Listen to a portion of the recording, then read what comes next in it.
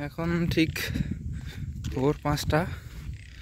গতকাল সন্ধ্যার সময় রিয়াদ জাল বসায় রাখছিল মাছ ধরার জন্য, কারেন্ট জাল। দেখি কি অবস্থা। কটা মাছ বেড়ে যাও তো কাল বসাছিস জাল?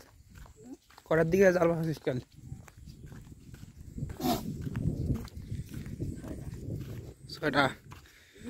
ছয়টা। আর এখন বাজে ভোর 5টা। দেখা যাক সারা রাইতে কারেন্ট জাল সাপ ওঠে না মাছ ওঠে।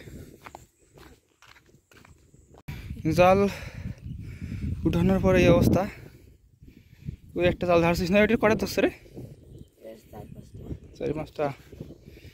এই যে এই ভাগ পুটি ধরছে আর হচ্ছে শাড়ি মাছগুলো মানে একদম আগতে ধরছে। দেখ পচি গেছে, ভোর রাইতে ধরছে।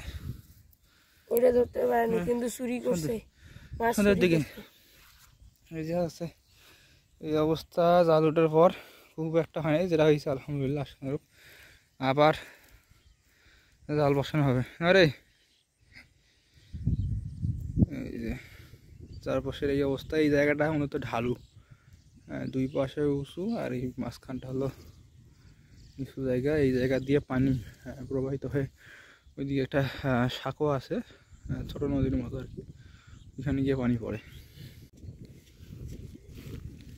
আবার সিদ্ধান্ত হলো রিয়াদ আবার জাল বসাবে। সে বলতেছে সে আশানুরূপ মাছ পায়নি, আবার বসালে নাকি আরও একটু মাছ হইতে পারে। তো যা হয়েছে আলহামদুলিল্লাহ দেখলাম যে ভালোই হয়েছে। তো বলতেছে আরও হবে, দেখা যাক আরও কতটুকু হয়।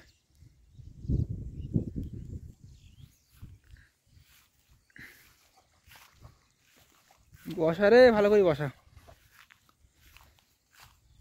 পানি আছে এই ভুইগুলা, সেই রে সেই পানি আছে মনে। চারিপাখে শুকায় না, এটা না খালি মেলায় পানি। চারিপাখ থেকে পানি গড়িয়ে দিয়ে যায়। তো এই যে সূর্য উকি দিচ্ছে,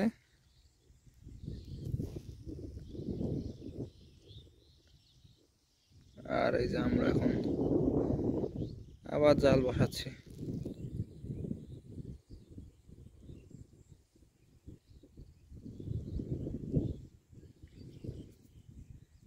এই হলো বর্তমান অবস্থা।